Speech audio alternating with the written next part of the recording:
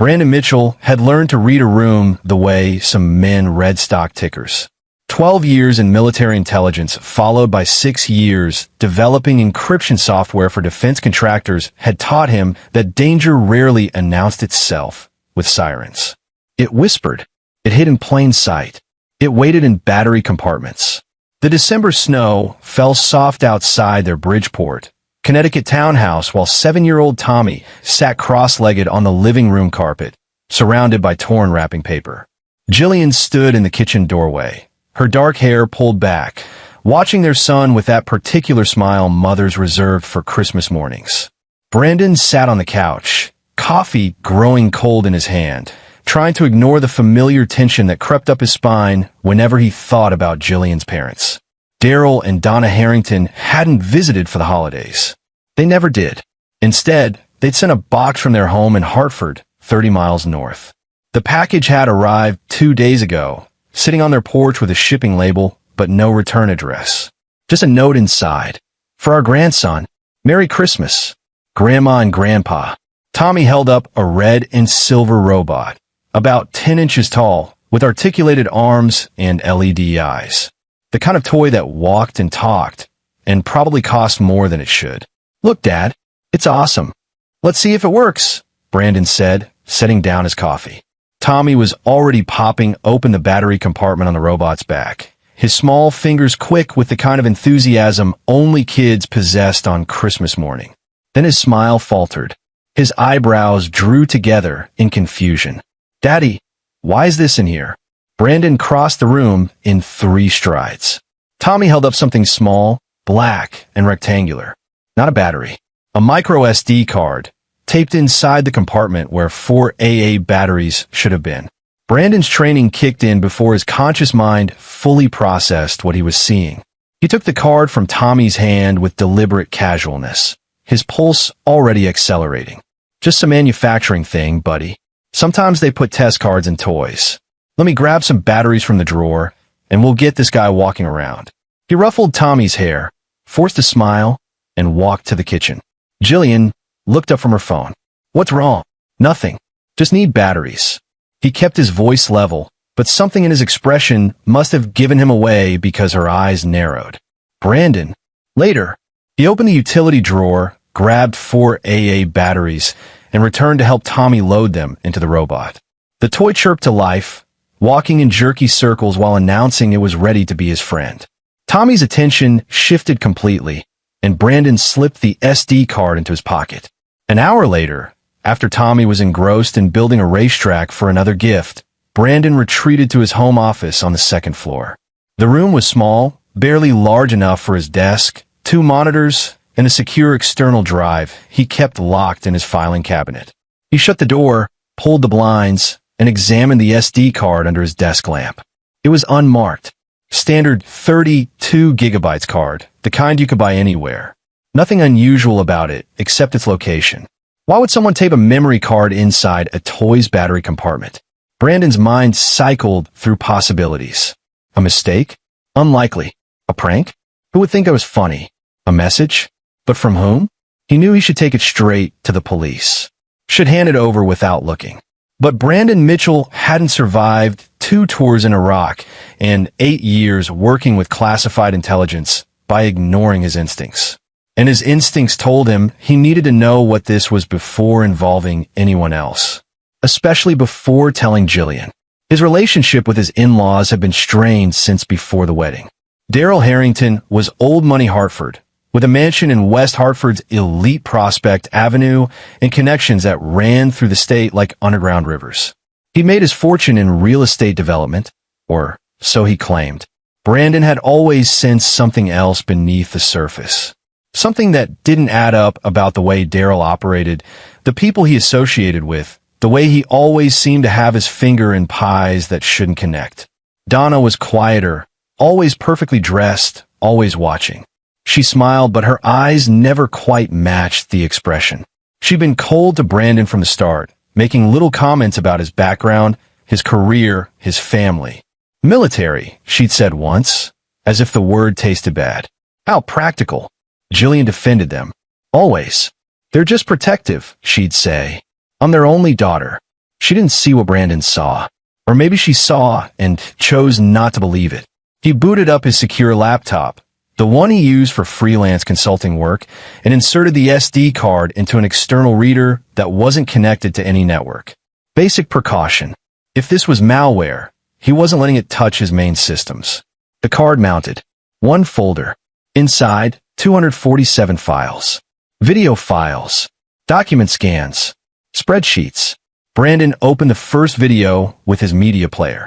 The timestamp read 3 months ago. Grainy footage from what looked like a warehouse interior. Poor lighting. A man's voice off camera, giving instructions in English with an accent Brandon couldn't place. Eastern European? Maybe. The camera panned across a row of shipping containers. Then the camera moved closer. Through the open door of one container, Brandon saw faces. Young faces. Terrified faces. Women and girls, dozens of them, crowded together in a space meant for cargo. His blood went cold. He closed the video. Opened another. Same warehouse, different angle.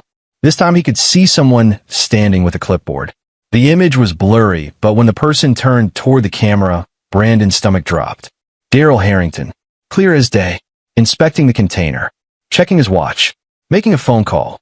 Brandon sat back, his hands trembling. He opened a document file. Shipping manifests. Names, dates, ports of origin. Rotterdam, Athens, Odessa. Destinations, all ending at various points in Connecticut and New York. Another file. Financial records. Wire transfers. Accounts in the Cayman Islands. Amounts that made Brandon's head spin.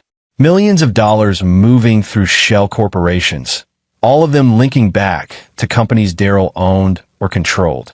He spent 90 minutes reviewing files, each one worse than the last. This wasn't just trafficking.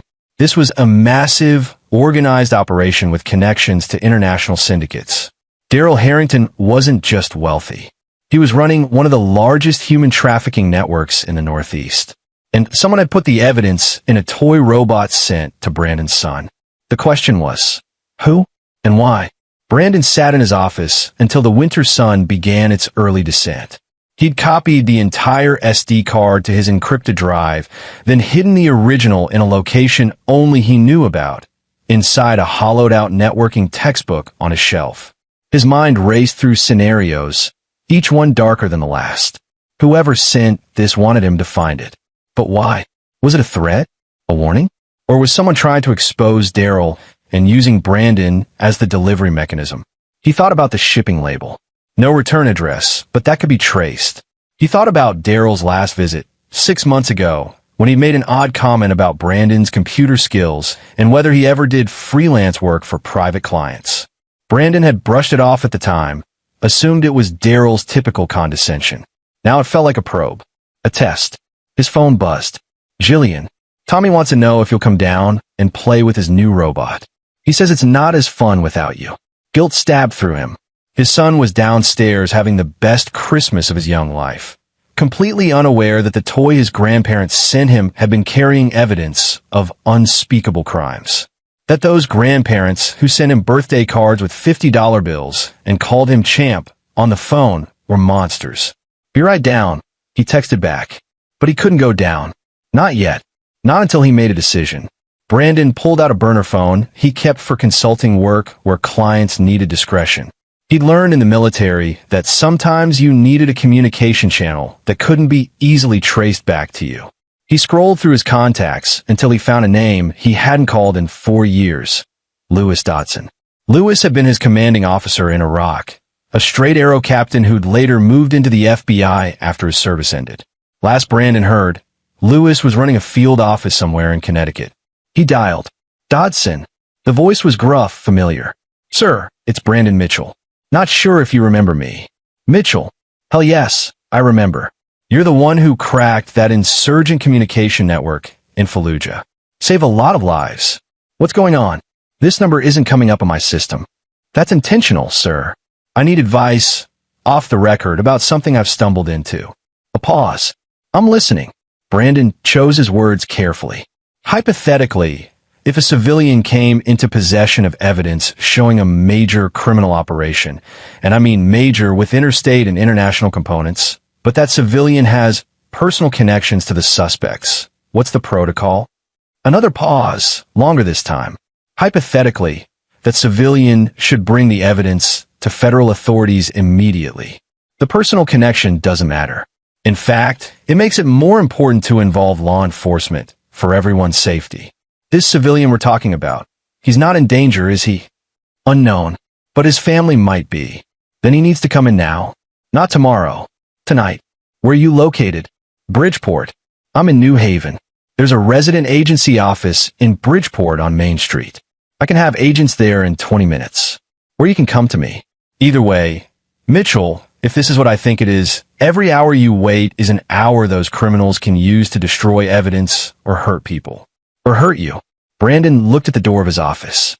Beyond it, down the stairs, his wife was laughing at something Tommy said. The sound was pure and bright, and untainted by the darkness Brandon now carried. I'll come to you, he said, but I need to take care of something first. He ended the call and sat in silence for a long moment. Then he opened his laptop and drafted an email. No names, no details, just a message. If anything happens to me or my family, the evidence has been distributed to multiple secure locations with instructions for automatic release. He saved it as a draft, didn't send it. Insurance. Then he went downstairs. Jillian was in the kitchen, putting together sandwiches for a late lunch. Tommy was in the living room, making his robot dance with a stuffed bear. Normal. Everything looked so achingly normal. Hey, Brandon said, sliding his arms around Jillian's waist from behind. She leaned back into him. You okay? You've been weird all morning. I need to run an errand. Work thing. Emergency. She turned to face him, her brown eyes searching his. On Christmas. Client emergency. Software failure. I'll be back in a few hours, 3 at most. I promise. Brandon. He kissed her forehead. I love you. Tell Tommy I'll play with him when I get back. We'll have a whole afternoon. She didn't look convinced, but she nodded. Be careful. Roads might be icy. He grabbed his coat, the SD card still in his pocket, and headed for his car. The drive to New Haven took 40 minutes through light holiday traffic. Brandon spent the time thinking about how to explain this, how to frame it, how to protect Jillian from the worst of the blowback that was coming. Because it was coming. Once this ball started rolling, there would be no stopping it. The FBI field office was in a nondescript building downtown. Brandon parked, checked in at security, and was escorted to a conference room on the 3rd floor. Lewis Dodson was waiting, looking older than Brandon remembered, gray threading through his dark hair, but with the same sharp, assessing eyes. Mitchell. Lewis shook his hand firmly. This must be serious if you drove out here on Christmas. It is, sir. Call me Lewis. We're not in the army anymore. He gestured to a chair. 2 other people entered the room, a woman in her 40s with auburn hair pulled back severely, and a younger man with tired eyes and a loose tie. This is Special Agent Kay Stewart. She runs our Crimes Against Children and Human Trafficking Division. And Detective Kelvin Rivers from New Haven PD. We work together on task force operations. Whatever you've got, if it's big enough for you to call me, they need to hear it. Brandon sat, took out the SD card, placed it on the table. My son received a toy robot for Christmas from my in-laws this morning. This was hidden inside the battery compartment. I made a copy of the contents before coming here. Originals on the table. Kay Stewart leaned forward, her expression neutral, but her posture suddenly alert. And what's on it? Evidence of a large-scale human trafficking operation. Video footage. Financial records. Shipping manifests. Multiple victims. Interstate transport. International connections. My father-in-law appears in several videos. The room went very quiet. Lewis picked up the SD card with a gloved hand he'd pulled from his pocket. Your father-in-law's name? Daryl Harrington. I know who he is. Kay Stewart's voice was sharp. We've been trying to build a case against Harrington for 3 years. He's careful. Very careful. His lawyers are vicious. We've never been able to get close. Well, Brandon said, his voice steady despite the adrenaline flooding his system. Someone just handed you everything you need. Detective Rivers spoke for the first time, his voice a low rumble. Who sent this? Why did they send it to your house, to your kid? I don't know. That's a question I can't answer. But it had to be someone inside his operation. Someone who knew he'd recognize where it came from, or someone who wanted to use me as a courier. Lewis inserted the SD card into a laptop, pulled up the first video, watched 30 seconds. His jaw tightened. He looked at Kay, who watched another minute before nodding grimly. "We need to move on this now," she said. "If whoever sent this is inside the organization, they might have already tipped off Harrington that evidence is loose. He could be destroying records, moving victims, fleeing jurisdiction. Or, Rivers said quietly, he might be coming after the evidence. Which means coming after Mr. Mitchell and his family. Brandon had already thought of that. My wife doesn't know anything about this. She's at home with our son. She's Harrington's daughter." Kay's expression softened slightly. "That complicates things, but it doesn't change what we need to do. Lewis, we need a warrant, a task force, and protective custody options. Rivers, can you get units to Mitchell's house for surveillance?" "Already texting my lieutenant." Lewis stood. "Mitchell, you did the right thing bringing this to us. But from this moment forward, your life is going to get complicated. We're going to need you to walk us through everything on that card. We're going to need access to your house, your communications with your in-laws, everything. And you're going to need to tell your wife what's happening." "I know. Can you do that? Tell your wife her father is a human trafficker." Brandon thought about Jillian's face when she talked about her parents. The way she always made excuses for them, always wanted to believe the best. The way she defended them when Brandon had raised concerns over the years. "I could do what needs to be done," he said. Kay Stewart pulled out her phone and started making calls. Within minutes, the conference room transformed into a command center. More agents arrived. Laptops opened. The contents of the SD card spread across multiple screens. Brandon walked them through each file, explaining what he'd found, noting details they might miss. By 8 p.m., they had enough for a warrant. By 9 p.m., they had a tactical plan. By 10 p.m., they had a task force assembled. FBI agents, Connecticut State Police, New Haven, and Hartford PD, Homeland Security investigators.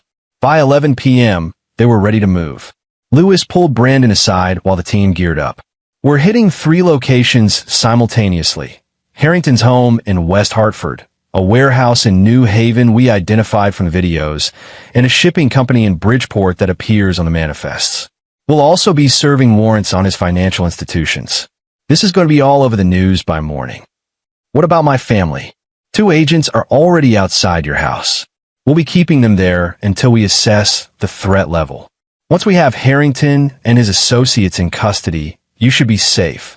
But Mitchell," he paused, his expression grave. "There are going to be more people involved in this than we can arrest tonight. People who might blame you for bringing it down. You need to be prepared for that." "I am. Are you?" Lewis studied him. "Because this isn't like taking out an enemy position. This is going to be in your face, in your home, in your marriage. Your wife is going to have to choose between you and her parents. That's a hell of a thing to ask someone. She'll choose right. She's a good person. Let's hope you're right." At 11:47 p.m. on Christmas night, task force units hit all 3 locations simultaneously. Brandon waited in the FBI office, watching feeds from body cameras as agents breached the warehouse in New Haven. Inside, they found exactly what the videos had shown. Evidence of recent occupation, shipping containers, restraints, documentation. At the West Hartford mansion, Daryl Harrington answered the door in a silk robe and immediately demanded his lawyer. They arrested him anyway. Donna Harrington sat in her living room and said nothing at all, her face a perfect mask. By 2 a.m., they had 17 people in custody. By 3 a.m., they'd identified 43 victims who'd been moved through the operation in the last 6 months alone. By 4 a.m., Brandon was driving home to tell his wife that her parents were going to federal prison for the rest of their lives. The lights were still on in his house when he pulled into the driveway. 2 unmarked cars sat at the curb, agents inside watching his home. Brandon waved to them as he walked up the steps. Jillian met him at the door. "Where the hell have you been?" "I've been calling and texting." She stopped, looked at his face. Her expression shifted from anger to fear in an instant. "Brandon, what happened?" He closed the door behind him. "Is Tommy asleep?" "Yes." "Brandon, you're scaring me. We need to talk." Living room. Sit down. She did, her movements stiff with dread. Brandon sat across from her, leaning forward with his elbows on his knees. That SD card in Tommy's toy. I looked at it. It contained evidence of criminal activity. Serious criminal activity. I took it to the FBI. They just arrested your father and mother. Jillian's face went white. What? No, what are you talking about? Your father is running a human trafficking operation. Has been for years. The evidence is overwhelming. Videos, financial records, everything. They've arrested him, your mother, and 15 other people involved. You're lying. Her voice shook. You've always hated them. You've always. Jillian. He kept his voice steady, firm. I know this is devastating. I know it's impossible to process. But it's true. The FBI has been investigating your father for 3 years. Someone inside his organization sent us evidence. They hid it in Tommy's toy. No. She stood up, backing away from him. No.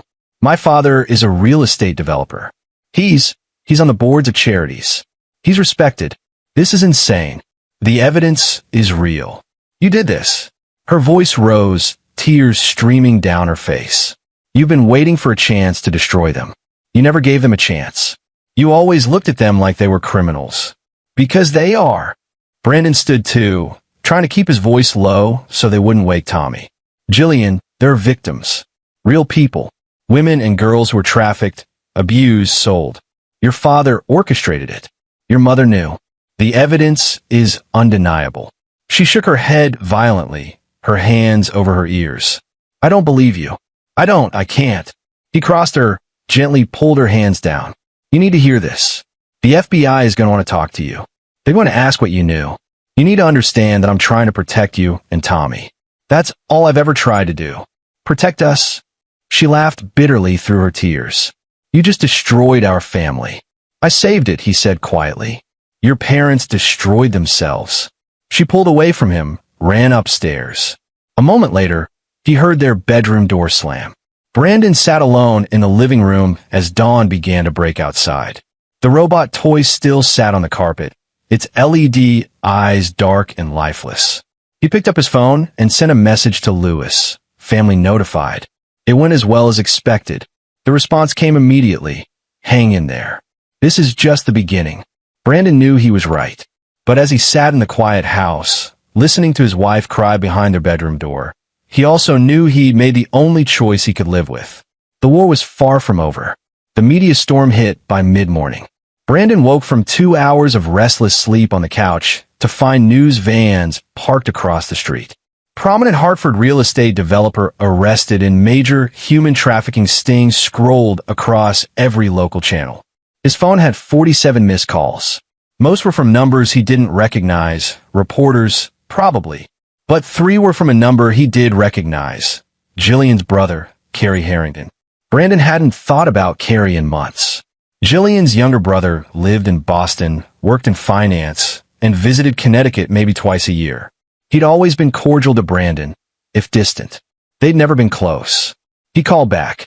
What the hell did you do? Kerry's voice was ice. I turned in evidence of criminal activity. That's what I did. Evidence that destroyed my family. Evidence that shows what your family really is. Where do you stand in this, Kerry? Did you know what your father was doing? A long pause. I'm calling my attorney. And I'm calling Jillian. She needs to leave you. Today. The line went dead.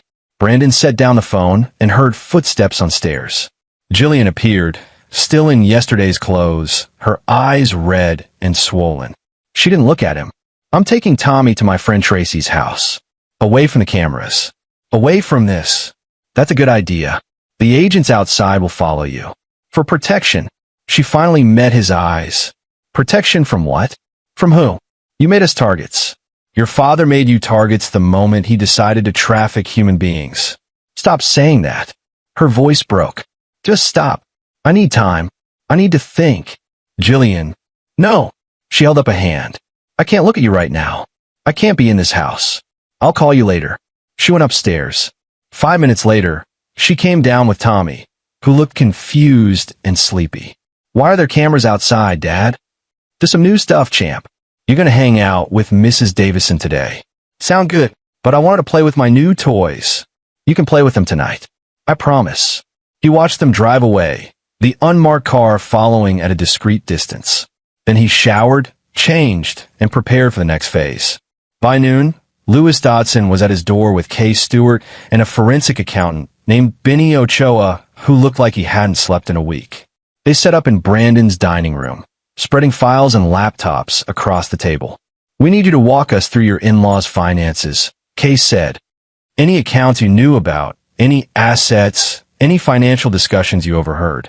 We're building the money trail, and every detail helps. Brandon spent 3 hours recounting conversations, holiday dinners, casual mentions of investments and properties. He told them about Daryl's business associates who'd attended family events, men with hard eyes and expensive suits who never quite fit the real estate developer image Daryl projected. There's one name that came up a few times, Brandon said, pulling up his mental files. Glenn Stark. Daryl mentioned him maybe 4, 5 times over the years. Always in the context of shipping logistics. I remember because the name sounded like it should belong to a comic book hero, not a freight manager. Benny Ochoa's fingers flew across his keyboard. Glenn Stark. Got him. He owns Stark Freight Solutions, operates out of New Haven and Bridgeport. That's one of the companies on the manifests. He looked up excited. This is good. This connects your father-in-law directly to the transportation infrastructure. Stark wasn't among those arrested last night, Kane noted. We hit his warehouse, but he wasn't there. Put out a bolo. Lewis leaned back in his chair, studying Brandon. Someone inside the organization sent you that evidence. Someone who knew Harrington well enough to know where he lived, to know he had a grandson, to know when to time the delivery. That's not a lot of people. I've been thinking about that, Brandon said. There's only a handful of people who'd have that level of access and knowledge. Maybe someone in his inner circle who got cold feet, or someone he betrayed, or, Kay said slowly, someone who's positioning themselves to take over the operation with Harrington removed. The thought had occurred to Brandon, but hearing it spoken aloud made it real. You think this could be an internal power play? We've seen it before. Organized crime doesn't work like corporations. When the boss goes down, someone always tries to fill the vacuum. If that's what's happening here, whoever sent you that evidence is still out there, still operating. Which means they might not be happy about how thoroughly we're dismantling the network, Lewis added. They may have wanted Harrington removed, but they probably didn't want the whole operation burned to the ground. Brandon felt the implications settling over him like a cold weight. So I might have pissed off both sides. The Harrington loyalists who blame me for the arrests, and whoever sent the evidence because I went too far. Welcome to the wonderful world of organized crime investigation, Kay said with grim humor. Nobody's happy. Detective Rivers called Kay's phone. She put on speaker. What V you got, Kelvin? Interesting development. We executed the warrant on Donna Harrington's personal computer. She keeps meticulous records, journals, emails, encrypted files. Our tech team cracked it. She's been documenting everything for years. Every transaction, every shipment, every person involved. It's like she was building her own insurance policy. Or her own case file, Brandon murmured. We're thinking the same thing, Rivers continued. Some of the entries suggest Donna wasn't just aware of the operation. She was documenting it deliberately. Almost like she was gathering evidence against her own husband. Kay and Lewis exchanged glances. Marital strife? Kay suggested. Or self-preservation, Lewis said. If she knew things might eventually collapse, she'd want leverage. Proof she cooperated. A way to negotiate. Brandon's phone buzzed. A text from an unknown number. You made a serious mistake. Back off if you know what's good for you and your family. He showed it to Lewis, who immediately called for a trace and signal analysis. But Brandon knew it would be useless. Whoever sent it would have used a burner, just like he had. We need to increase security on your house and family, Kay said firmly. I can handle myself. I don't doubt that, Mitchell. But we're not just talking about physical threats. These people have lawyers, money connections. They can destroy you financially, socially, legally. You need to be prepared for all of it. As if to punctuate her point, Brandon's phone rang. His attorney, Bernard Welch. Brandon, I just got served with papers on your behalf. Daryl Harrington is suing you for defamation, unlawful surveillance, and theft of proprietary information. He's claiming that SD card was actually his property and contained confidential business records, and that you stole it and falsely portrayed it to authorities as evidence of criminal activity. Brandon laughed without humor. He's in federal custody, facing trafficking charges, and he's suing me? He's fighting on every front. That's what people with money do. His attorneys are already filing motions to suppress the evidence, claiming illegal search and seizure. They're going after you to muddy the waters, make you look like a vindictive son-in-law with an axe to grind. I need you in my office tomorrow to prepare our response. After Bernard hung up, Brandon looked at the 3 law enforcement officers in his dining room. They're not going to make this easy. They never do, Case said. But we have the evidence. Video, financial records, victims who are already starting to talk. Harrington's legal strategy might buy him time, but it won't buy him freedom. What about bail? Brandon asked. Denied. The judge ruled him a flight risk, given the international connections and financial resources. He's staying locked up until trial. Small comfort, but comfort nonetheless. They worked until evening, building timelines and connections. Brandon's mind kept circling back to the central question: who sent the evidence? He thought about Donna's journals, her meticulous documentation. Could she have been the one? But why send it to Brandon instead of directly to authorities? Unless she couldn't risk being identified as the source. Unless she needed someone else to be the catalyst. His phone rang again. Jillian. Hey, he answered, stepping into the kitchen for privacy. Tommy's asking about you. I told him you had to work. I can come get him, bring him home. No, not yet. Brandon, I talked to my mother's attorney. He says they're claiming this is all a misunderstanding. That you took something out of context. Jillian, there's video evidence. There are victims in protective custody. This isn't about context. I know. Her voice was small. I know. I saw the news. I read some of the articles. They're saying terrible things about my father, about my mother, about our family. I'm sorry. Are you? She sounded exhausted. Because part of me thinks you've been waiting for this. Waiting to prove you were right about them. That's not fair. None of this is fair. She was crying again. My son's grandparents are being called monsters on television. My father might spend the rest of his life in prison. My mother, she choked on the words. How am I supposed to explain this to Tommy? How am I supposed to live with this? By knowing that stopping them was the right thing.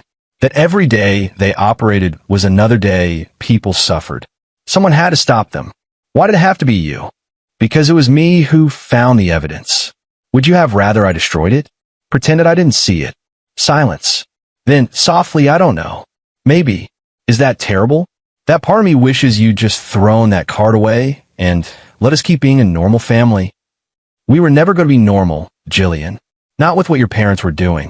Eventually, it would have caught up with them. With all of us. This way, at least we're on the right side. I need more time, she said. I'm staying at Tracy's tonight, too. I'll bring Tommy home tomorrow after school. We'll figure out what comes next. She hung up before he could respond.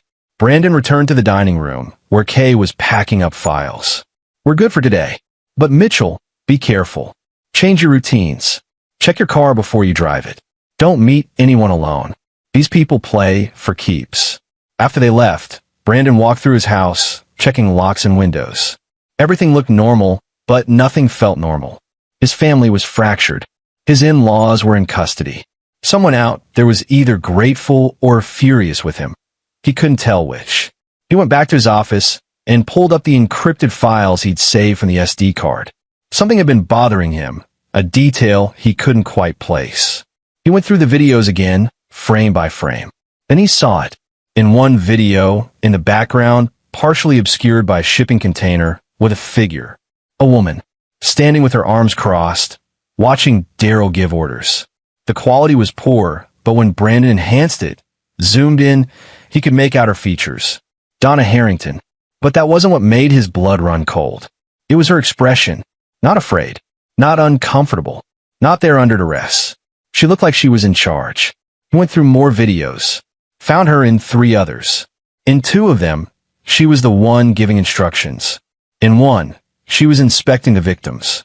This wasn't Daryl's operation that Donna had been documenting. This was their operation. Both of them. Maybe even Donna's more than his. And if Donna had been keeping records, documenting everything. Brandon pulled out his phone and called Lewis. I need you to look at something. Now, I think we've been looking at this wrong. An hour later, Lewis was back in his office, studying the enhanced images.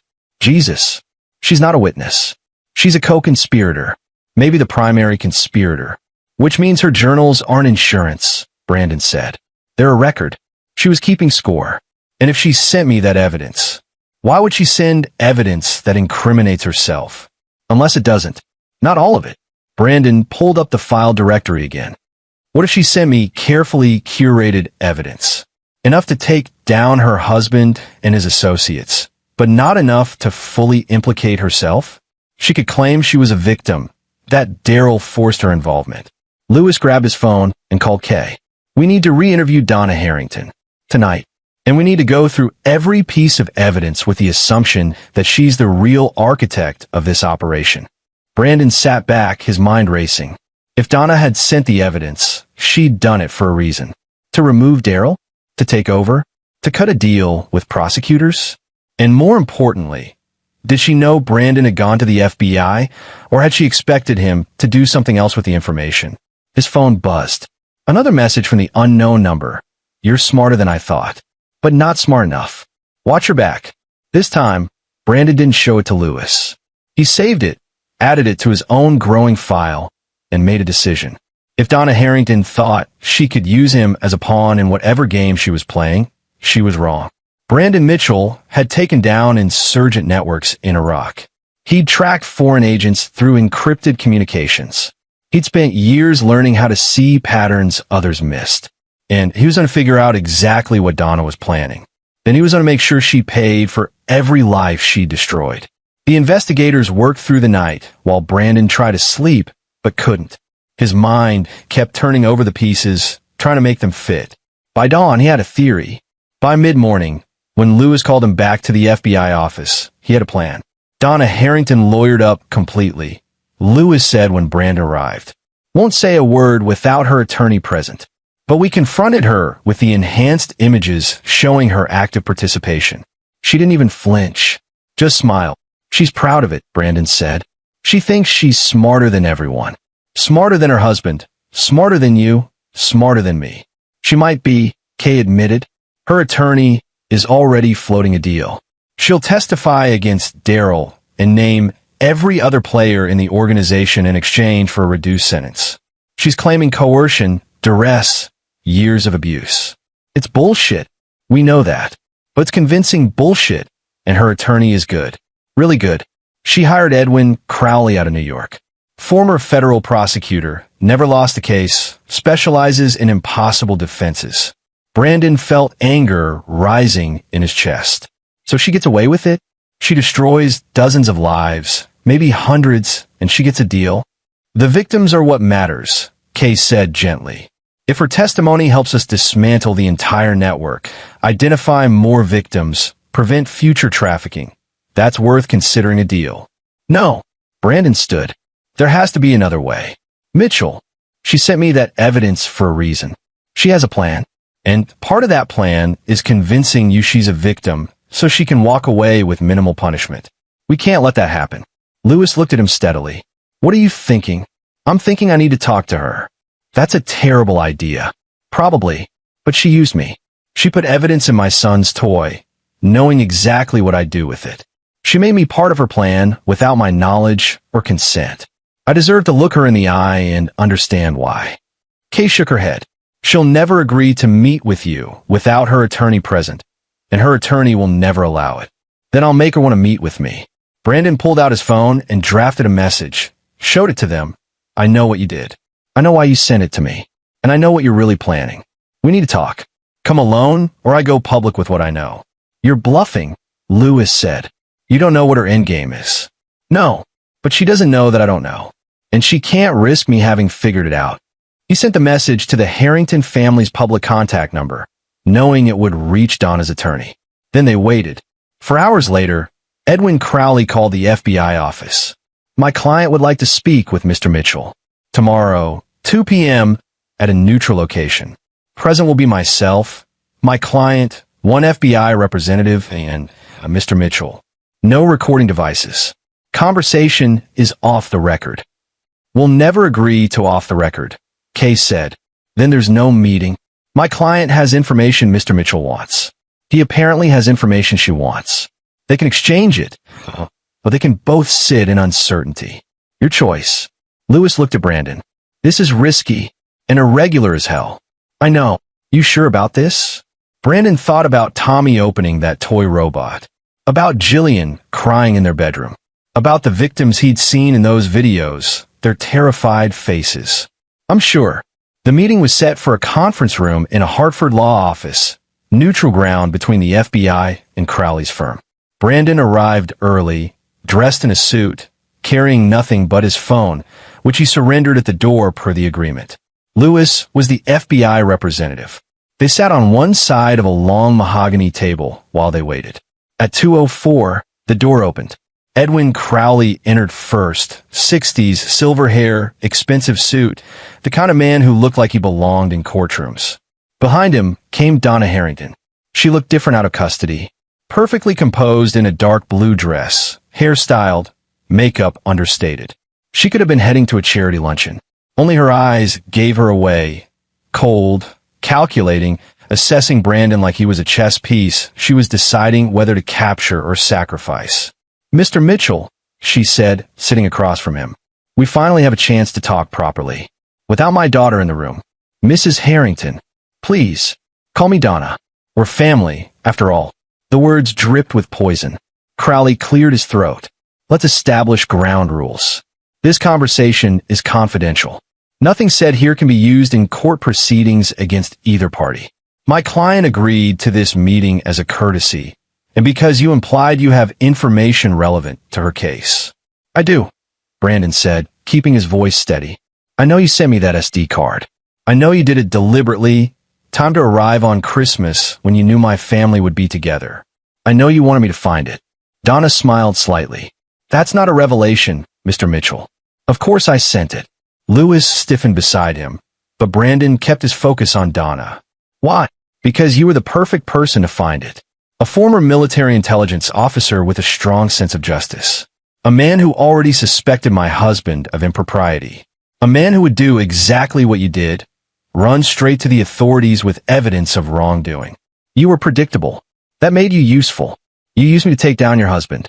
I used you to take down a monster who'd lost sight of the original purpose of our work. Brandon leaned forward. The original purpose. You're talking about the trafficking operation like it was a business venture.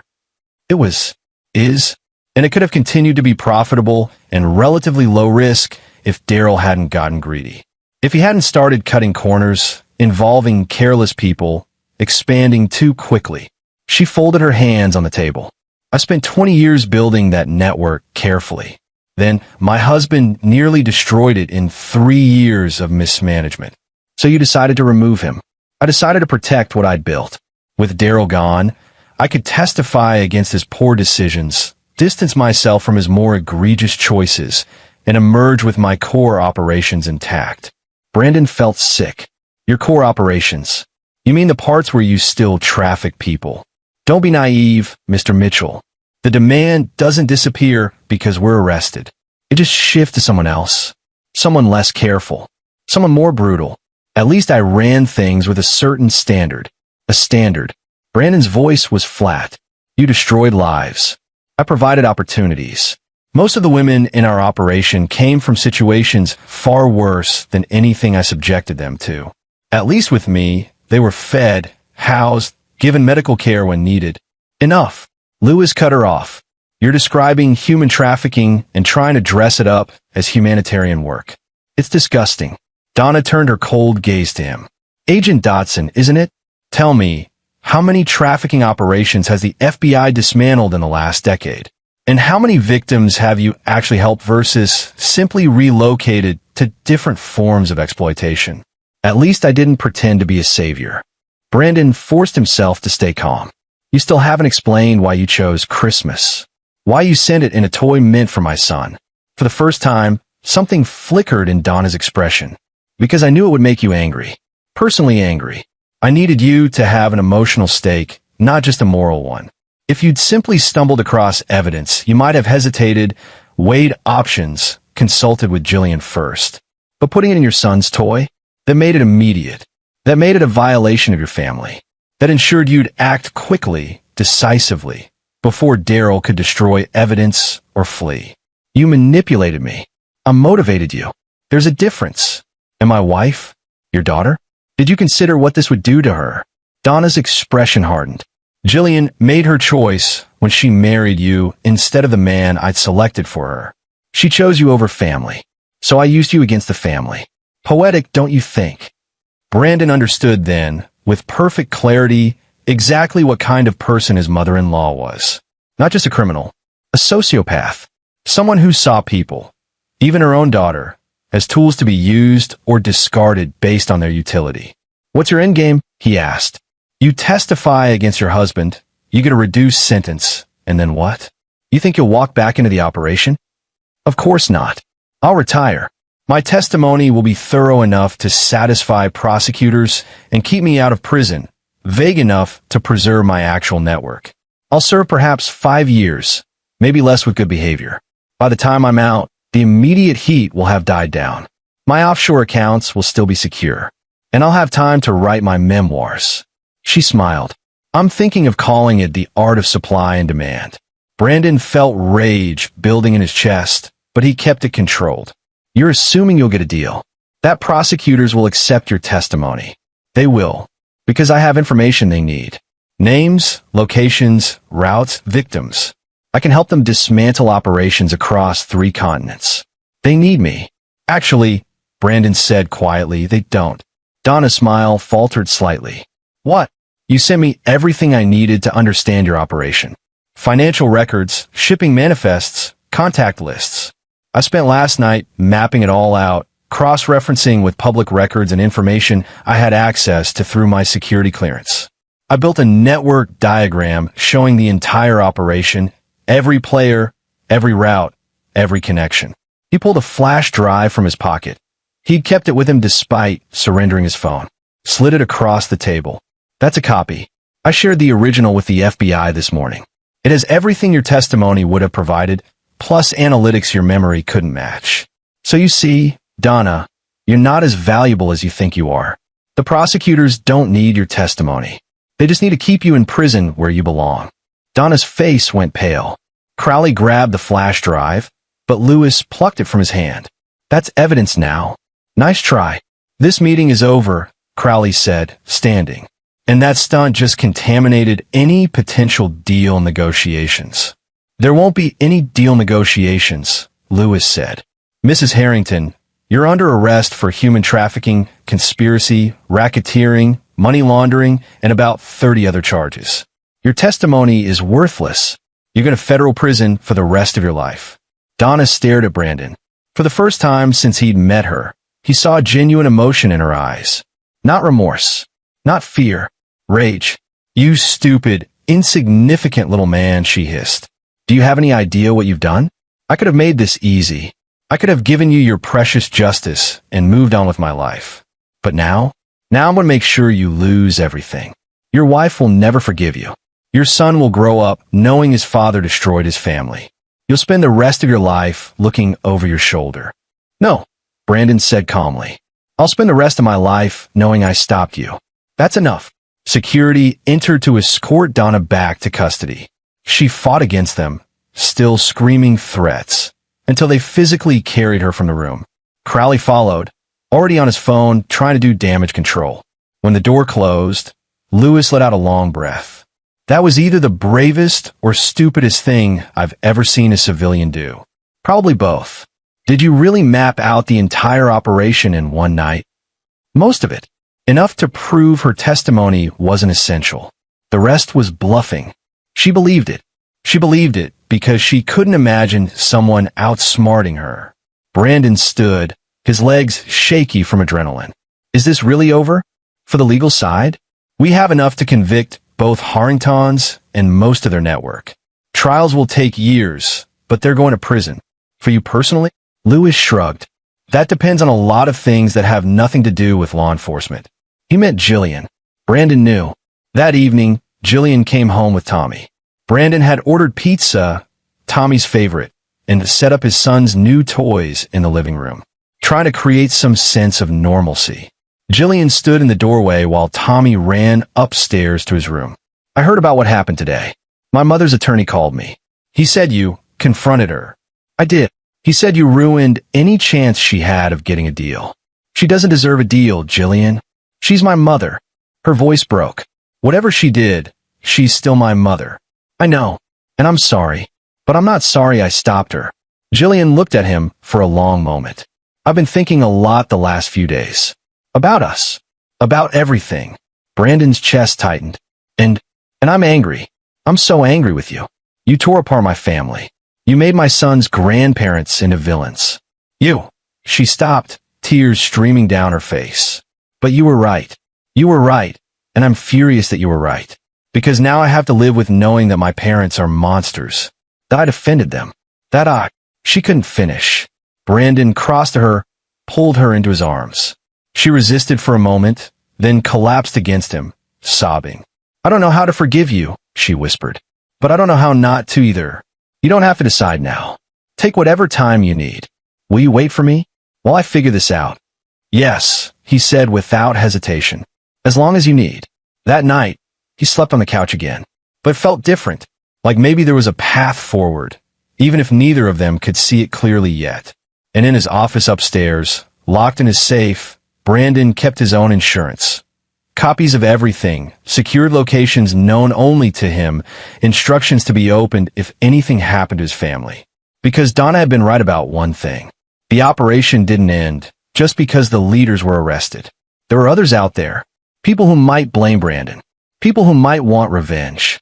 But Brandon Mitchell had faced worse enemies in worse circumstances. And he'd survived. He'd survived this too. The story of how a toy robot destroyed a criminal empire was just beginning. But the hardest chapter, rebuilding a family from the ashes of that destruction, that was something no training could have prepared him for. He figured out anyway. That's what fathers did. The federal courthouse in New Haven was a fortress of gray stone and bulletproof glass, designed to withstand everything from protests to potential attacks. Brandon walked through security on a Tuesday morning 6 weeks after Christmas, his hands steady even though his heart raced. Today was the preliminary hearing for Daryl and Donna Harrington. Today, he'd have to face them again. Jillian hadn't come. She told Brandon last night that she couldn't. Not yet. She was still processing, still trying to reconcile the parents she'd thought she knew with the monsters they'd proven to be. She and Tommy were staying with her friend Tracy, though she'd been spending more evenings at home, trying to find a new normal. Small steps. That's what their marriage counselor called it. Small steps toward healing. Brandon found Lewis and Kay in the hallway outside Courtroom 4. With them was a woman he didn't recognize, late 30s, exhausted eyes, clutching a folder like a lifeline. Mitchell, this is Marta Wise, Lewis said. She's a social worker with the Office of Refugee Resettlement. She's been working with the victims. Marta shook his hand. I wanted to meet you, to thank you. Because of what you did, we've identified 43 victims and helped them access services. 12 have already been reunited with family in their home countries. The others are in safe housing, receiving trauma counseling. I'm glad they're safe, Brandon said, and meant it. The stories they've told. Marta's voice caught. What the Harringtons did to them. Some of these women are so young. 16, 17. Taken from their homes with promises of jobs, education. Then trapped. Abused. She wiped her eyes. I've been doing this work for 15 years, and I've never seen an operation this extensive, this brutal. Will they testify? Brandon asked. Some will. Some are too traumatized. But we have 8 who are willing to go on record, including one woman who was held for 3 years. She speaks perfect English now. She wants to look Donna Harrington in the eye and tell her exactly what she stole from her. The courtroom doors opened. They filed in Brandon, the FBI agents, social workers, prosecutors, defense attorneys, reporters. The gallery filled quickly. Brandon found a seat in the 3rd row, close enough to see, but not so close he'd be a distraction. Daryl Harrington entered first, in an orange jumpsuit, hands cuffed. He looked diminished somehow, smaller than Brandon remembered. He glanced around the courtroom with an expression of barely contained fury. Then his eyes found Brandon. The hatred in that gaze was palpable. Brandon met it evenly, didn't look away. Then Donna entered, also in orange, also cuffed.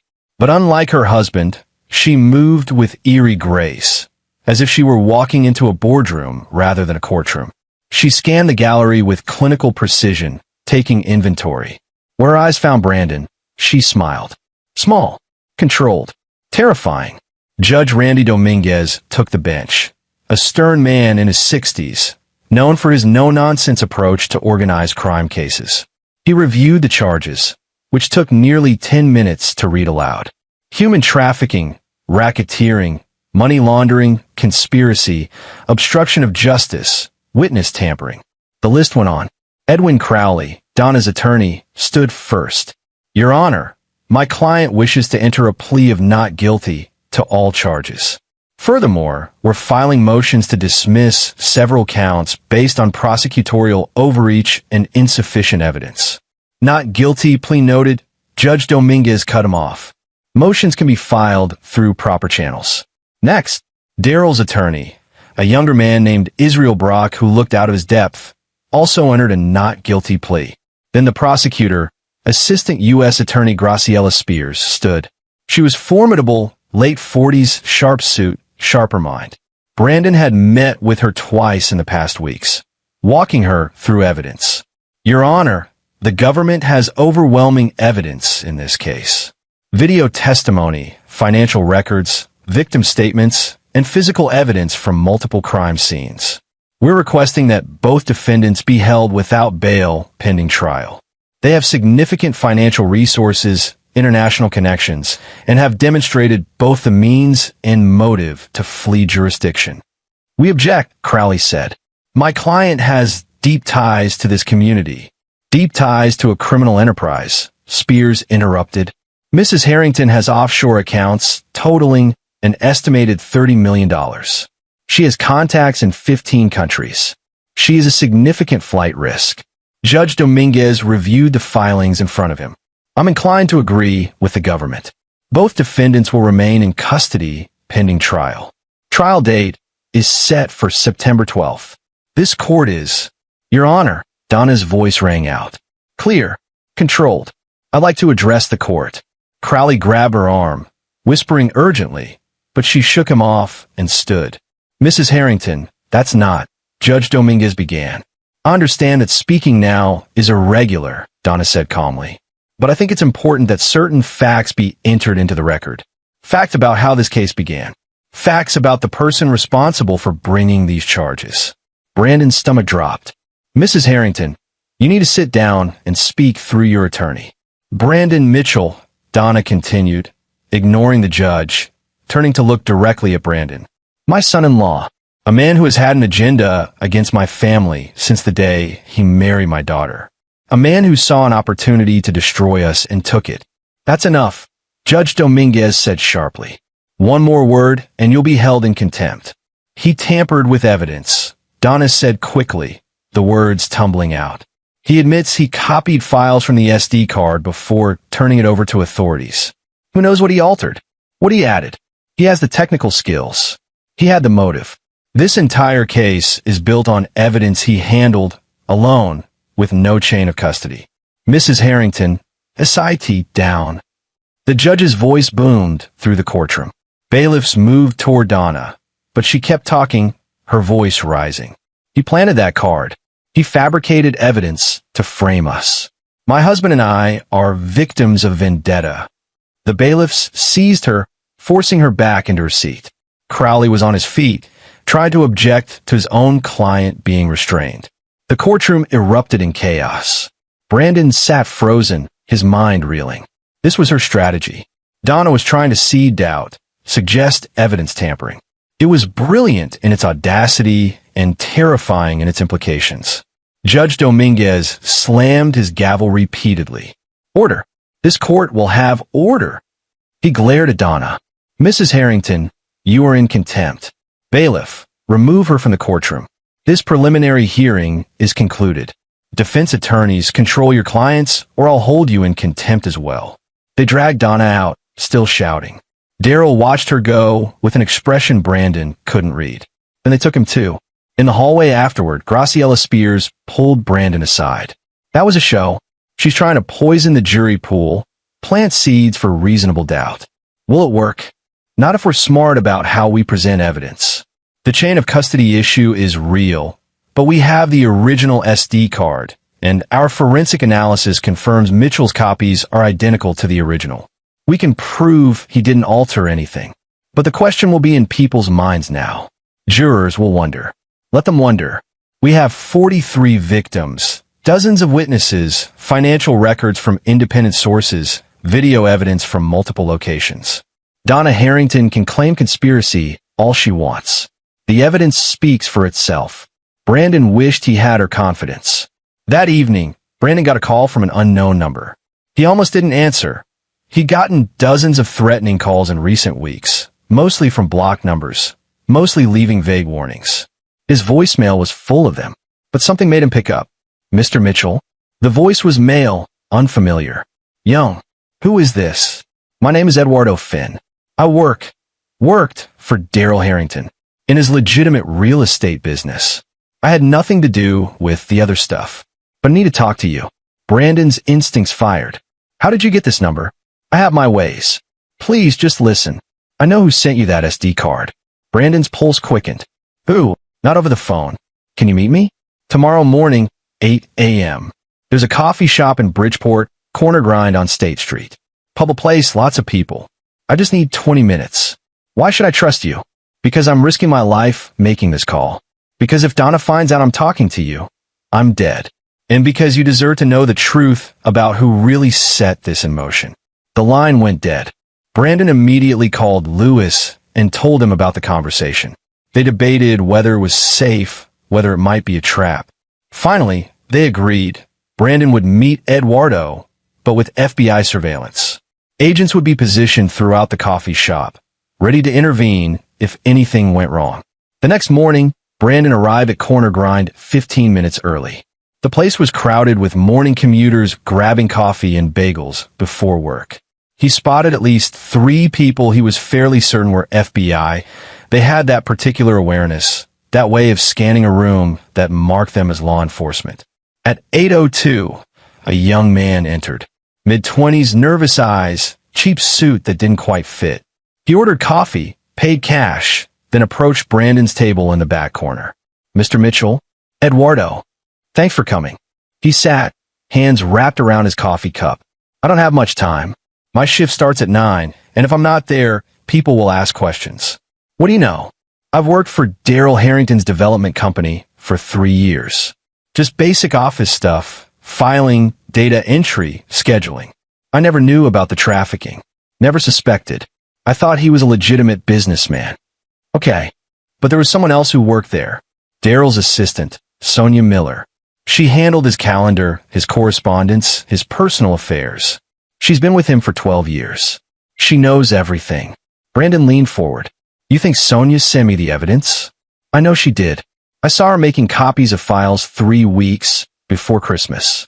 She told me Daryl had asked her to back up important documents, but she was nervous. Scared. She kept looking over her shoulder. Then 2 weeks before Christmas, she quit. Just walked out. Didn't even collect her last paycheck. Where is she now? I don't know. I tried calling her, but her number's disconnected. She disappeared. But Mr. Mitchell, Eduardo's voice dropped to a whisper. I think Donna knows Sonia was the leak, and I think she's looking for her. There were men asking about Sonia at the office last week. Men who don't work for the company. Men who looked dangerous. Brandon felt ice in his veins. You think Donna put a hit out on her? I think Donna doesn't forgive betrayal, and Sonia betrayed her. Why are you telling me this? Eduardo met his eyes. Because Sonia was my friend. She was a good person who got caught up in something evil. She tried to do the right thing, and now she's running for her life. You need to find her before Donna's people do. You need to protect her. I'm not law enforcement, but you have connections. You brought down the Harringtons. If anyone can help Sonia, it's you. He stood. I've said too much already. I need to go. Wait. How do I contact you if I have more questions? You don't. This conversation never happened. I was never here. Eduardo handed Brandon a piece of paper. That's the last address I have for Sonia. Apartment in New Haven.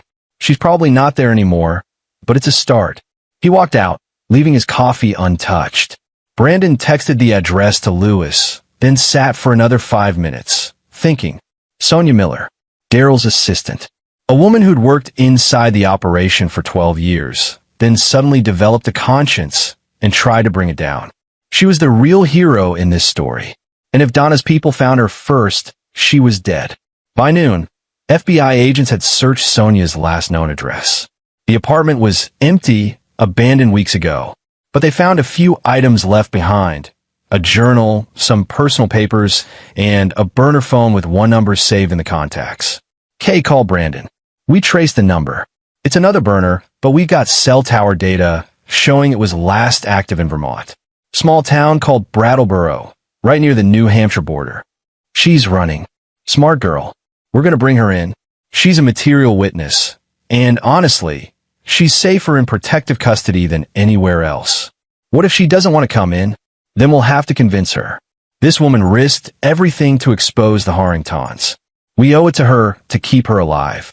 They found Sonia Miller 3 days later in a motel outside Brattleboro, registered under a fake name, paying cash.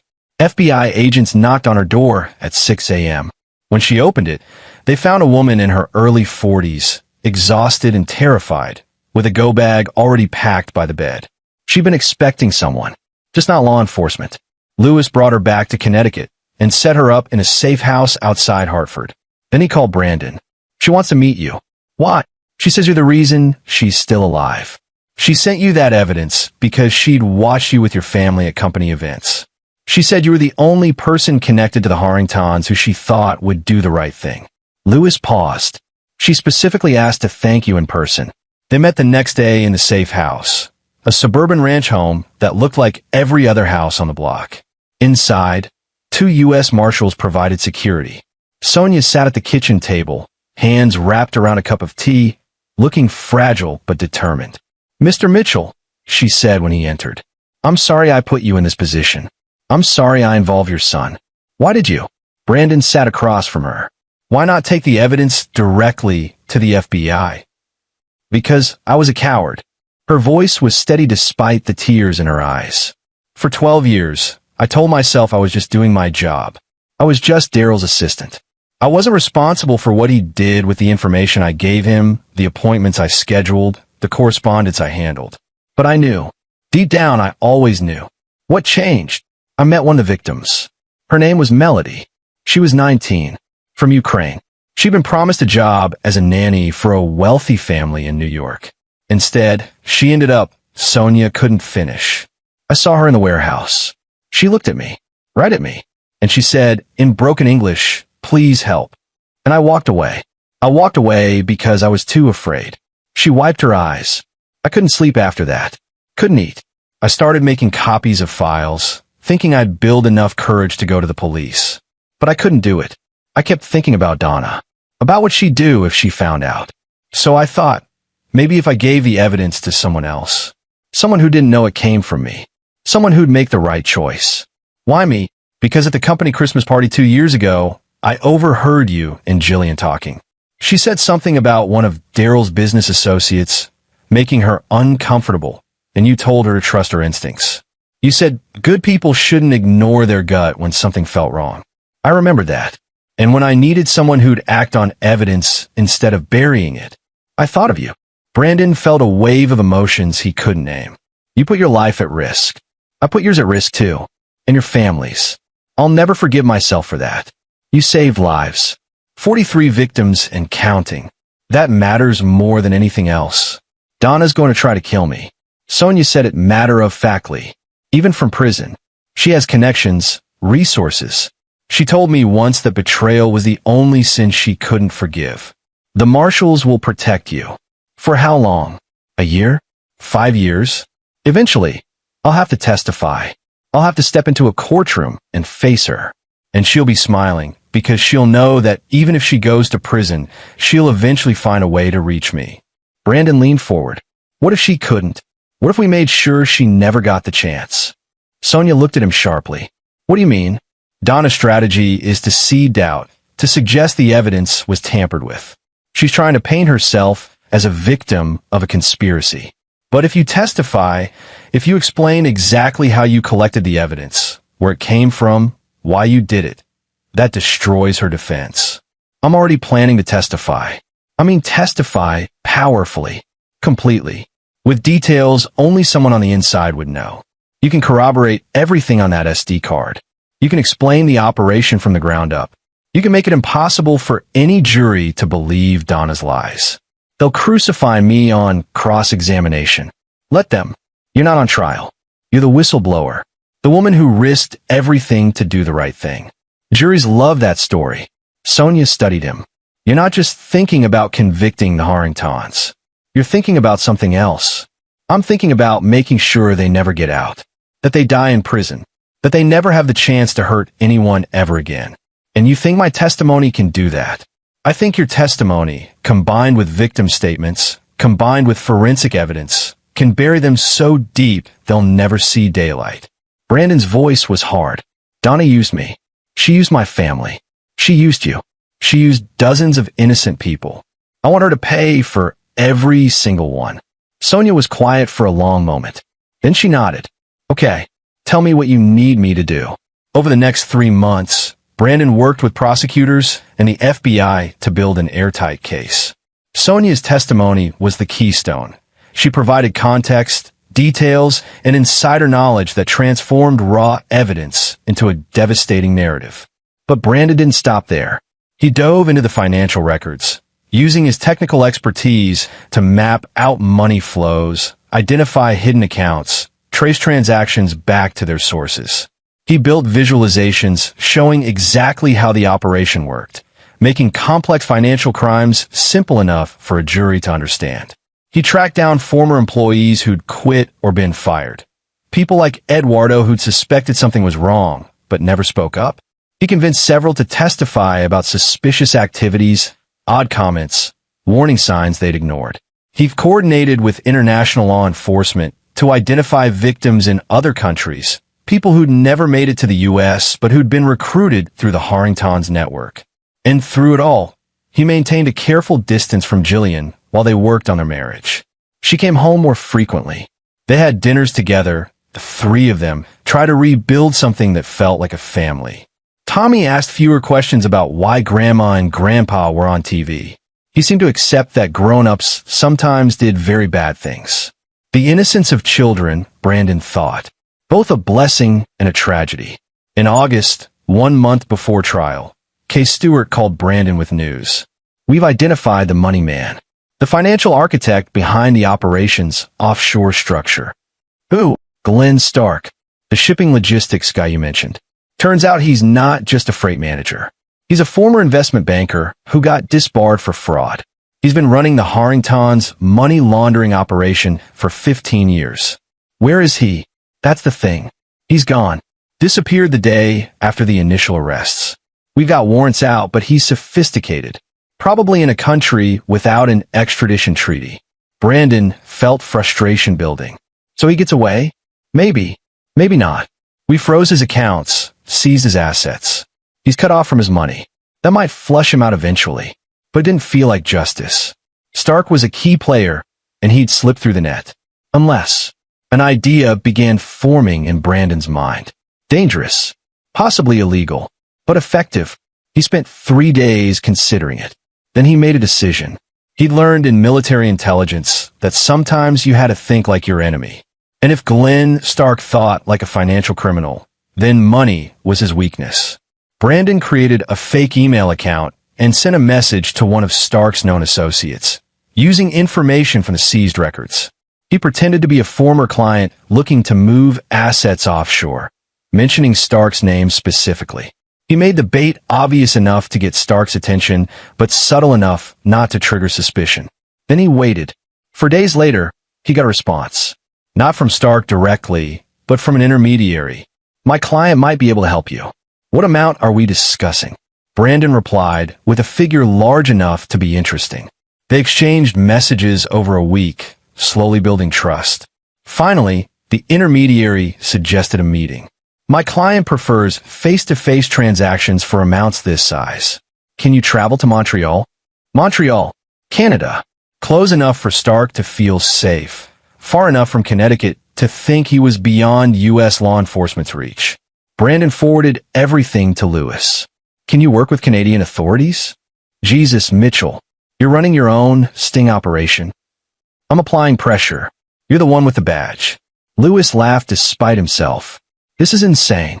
And brilliant. And probably going to get us both fired. Give me 2 days. With Canadian law enforcement and FBI coordination, they set up the trap. Brandon would attend the meeting, wired, with agents positioned throughout the restaurant where Stark wanted to meet. The moment Stark appeared, they'd move in. Brandon told Jillian he was traveling to New York for consulting work. He didn't mention Montreal, didn't mention the danger. Some things were better explained after they were over. The restaurant was upscale French, the kind of place where criminals could meet in plain sight and blend with wealthy clientele. Brandon arrived early, ordered wine he didn't drink, and tried to look like a nervous businessman with money to hide. Glenn Stark walked in at 7:32 p.m. He was exactly what Brandon expected. 50s, expensive suit, the kind of confidence that came from never being held accountable. He scanned the restaurant, clocked Brandon, and approached with a smile. Mr. Johnson, he used the fake name Brandon had provided. Mr. Stark, they shook hands. Stark sat, ordered scotch, made small talk about the weather. Professional, careful, and he got down to business. You mentioned wanting to move $8 million out of U.S. jurisdiction. That's a significant amount. I'll need to understand the source. Inheritance, Brandon lied smoothly. My father recently passed. The money's clean, but I'd rather minimize tax exposure. Of course. Stark's smile was understanding. We all want to be good stewards of our resources. I can set up a structure through Panama that will. Before we go further, Brandon interrupted. I need to know something. Are you the same Glenn Stark who worked with Daryl Harrington? Stark's expression froze. I'm not sure what you're referring to. I think you are. I did my research. You ran Harrington's offshore accounts. Then he got arrested, and you disappeared. Brandon leaned forward. I need to know, if I work with you, am I going to end up in handcuffs like Harrington? Mr. Johnson, I assure you.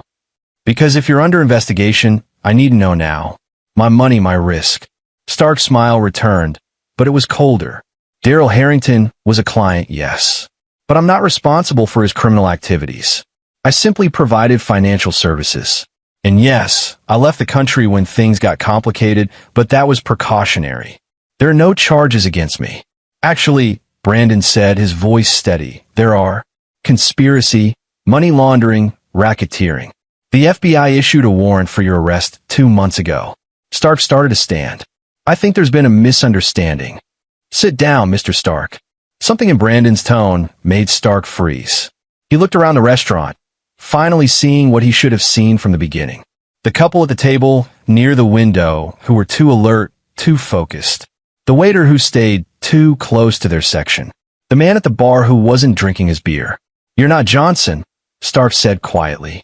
I'm Brandon Mitchell, Daryl Harrington's son-in-law. The one who found the evidence. The one who brought down your entire operation. Stark's face went white. He tried to run, but FBI agents were already moving. They had him on the ground in seconds, cuffed before he could reach the door. Canadian police entered from the back, securing the scene. Lewis appeared, grinning. Glenn Stark, you're under arrest. We'll be extraditing you to Connecticut to face charges. You have the right to remain silent. Brandon stood, his hands shaking slightly from adrenaline.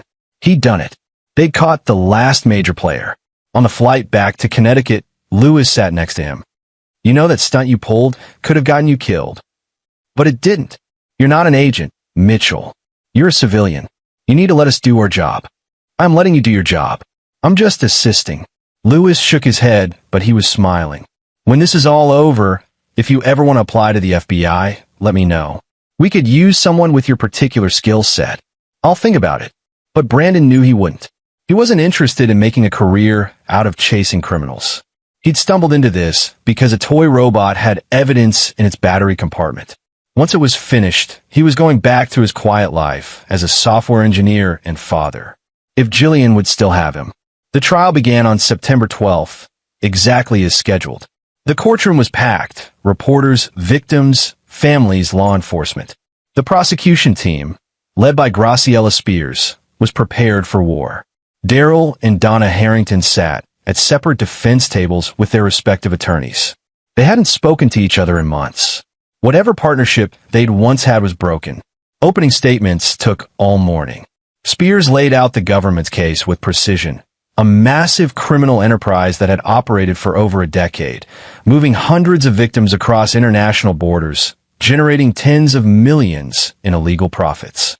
The defendants, she said, looking directly at the jury, treated human beings as commodities, as products to be bought, sold, transported, and exploited. They destroyed lives for profit. They showed no mercy to their victims. And now they will face justice. Crowley, Donna's attorney, argued that his client was a victim herself, coerced by her husband, trapped in an abusive relationship, forced to participate in activities she found abhorrent. Donna Harrington is not a monster. She's a woman who lived in fear for 30 years. A woman who finally found the courage to expose her husband's crimes. Israel Brock, Daryl's attorney, took a different approach. He suggested the evidence was tainted, that Brandon Mitchell had altered files, that the entire case was built on a foundation of family vendetta and reasonable doubt. The jury listened, took notes, showed no obvious reaction. Brandon attended every day of the trial, sat in the same seat, watched witnesses testify, watched Sonia Miller take the stand and, in a strong, clear voice, detail everything she knew about the Harringtons' operation. She was on the stand for 3 days, answering questions, holding up under cross-examination. She never broke. Victim after victim testified. Young women, now survivors, who described being lured from their homes, transported in containers, sold to the highest bidder. One woman, Melody, the one whose plea for help had changed Sonia's life, testified about meeting Donna Harrington. She looked at me, Melody said through tears, and she told me I should be grateful, that where I came from was worse than where I was, that I should smile more, be more grateful. The jury looked ill. Financial experts explained the money trail. Law enforcement detailed the investigation. Brandon himself took the stand for 2 days, walking the jury through finding the SD card, his decision to go to the FBI, his cooperation with the investigation. On cross-examination, Crowley tried to paint him as a man with an agenda. Mr. Mitchell, isn't it true that you never liked your in-laws? It's true that I had concerns about their business practices. Concerns?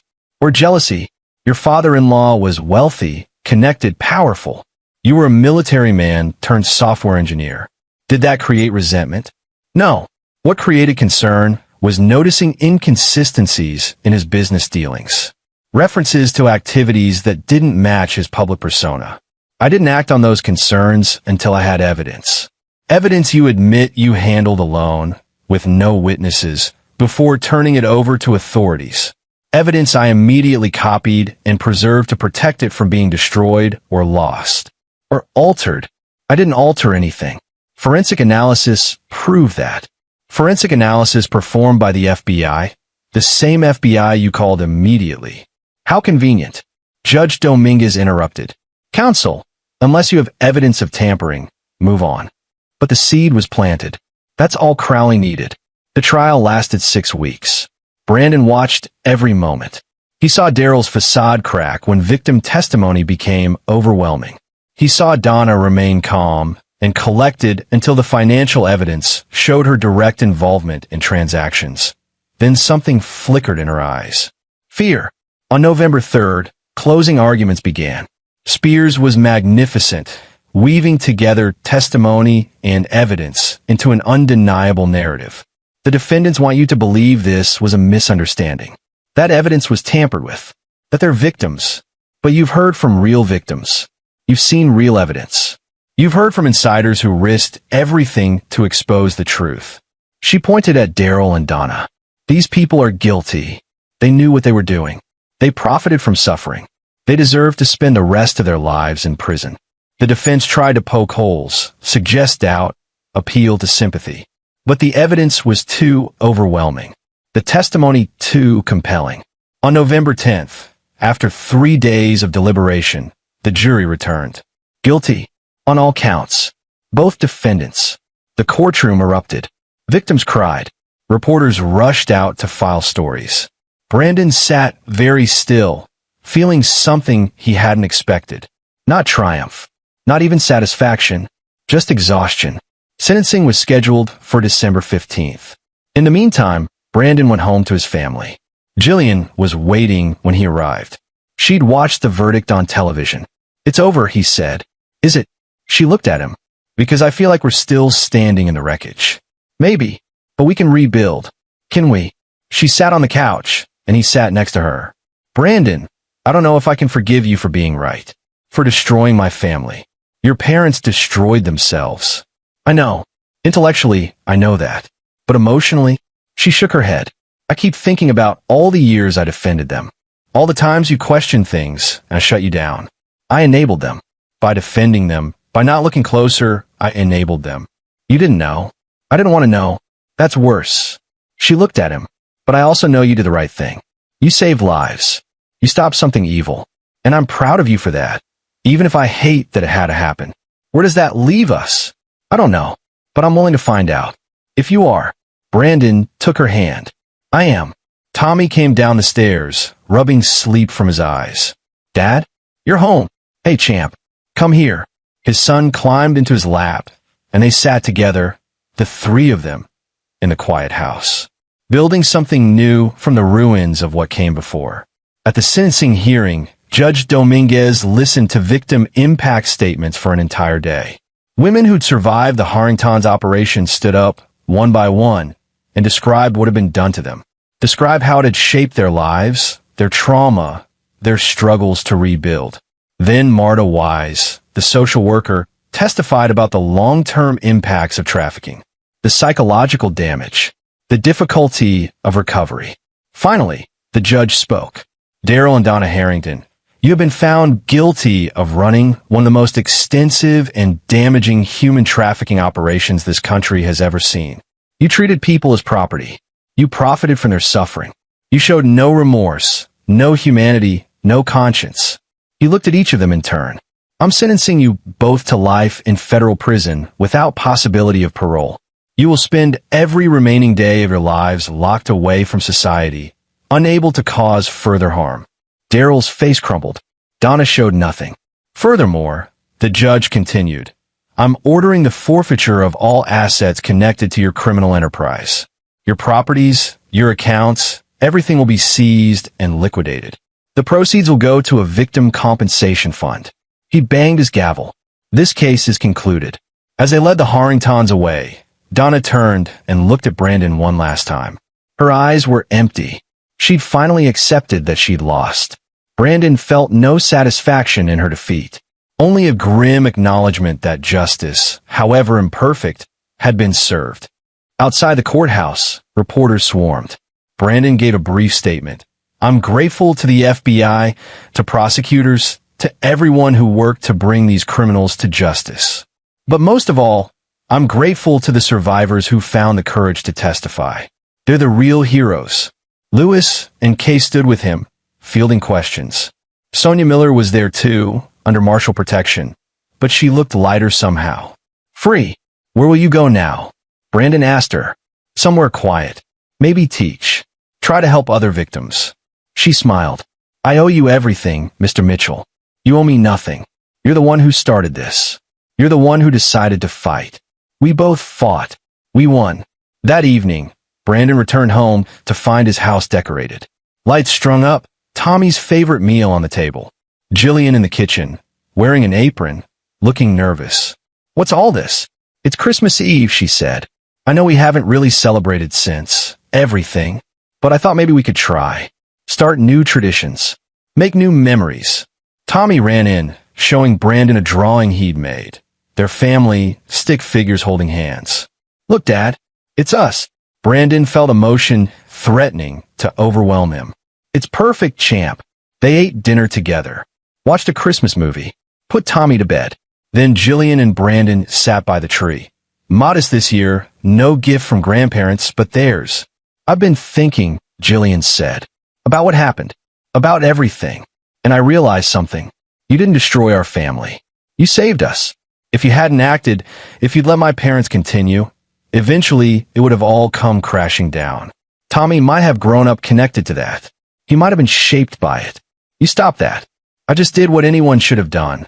No, you did what most people wouldn't have the courage to do. You stood up to power, to family, to everyone who told you to look the other way. You protected us. She took his hand. I want us to try again. Really try. Not just exist in the same house, but be a family. I'd like that. It won't be easy. I'm still processing. Still angry sometimes. Still grieving the parents I thought I had. I know, but I choose you. I choose us. I choose the man who'd risk everything to protect our son. They kissed, and for the first time in months, it felt like home. 6 months later, Brandon was in his office when Lewis called. Thought you'd want to know. Glenn Stark flipped. He's testifying against the international partners. We've taken down operations in 6 countries based on his information. So he gets a deal. Reduced sentence. 20 years instead of life. But he's giving us the whole network. It's worth it. And the victims? We've identified 217 now. Repatriated about half. The others are in various stages of asylum proceedings or protective custody. Marta Wise is coordinating a comprehensive support program. Your testimony about finding the evidence helped secure federal funding. Brandon felt pride in that. Real, genuine pride. How's the family? Lewis asked. Good. Really good. Tommy starts 3rd grade next week. Jillian went back to her job. She's teaching art at the community college. We're healing. You ever think about that offer? Joining the bureau? Every day. But my answer's still no. I'm good where I am. If you change your mind, you'll be the first call I make. Brandon hung up and looked at the photo on his desk. The 3 of them at the beach last month, Tommy building sandcastles, Jillian laughing. Normal. Happy. He thought about that Christmas morning almost a year ago when Tommy opened a toy robot and their lives changed forever.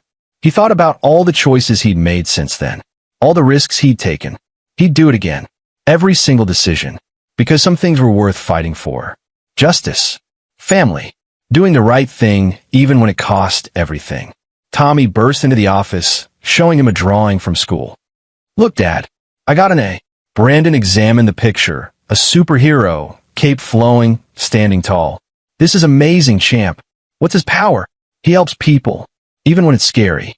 Even when nobody else wants to. Brandon pulled his son into a hug. That's the best power anyone can have. That night, after Tommy was asleep and Jillian was reading in bed, Brandon went back to his office one last time. He opened his safe and pulled out the original SD card, the one he'd kept secured all these months. The evidence that had started everything.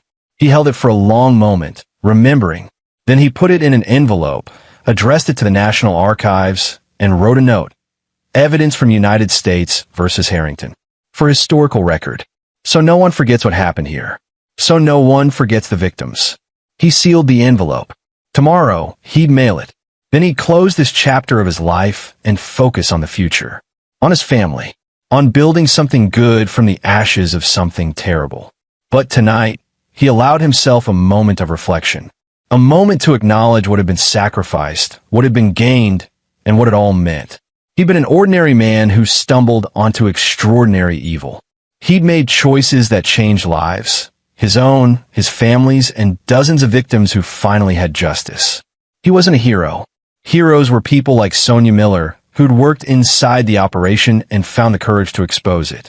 Heroes were the victims who'd testified despite their trauma. Brandon was just a father who'd protected his son, a husband trying to rebuild his marriage, a man who'd done what anyone should do when confronted with evil. He'd stood up. And in the end, that was enough. As he turned off his office light and headed upstairs to bed, where his wife waited and his son slept peacefully, Brandon Mitchell knew one thing with absolute certainty. He'd fight that battle again, 1,000 times over. Because that's what fathers did. That's what good men did. They fought for what was right, no matter the cost. And they never, ever looked away. And there you have it. Another story comes to an end. What did you think? I'd love to hear your thoughts in the comments below.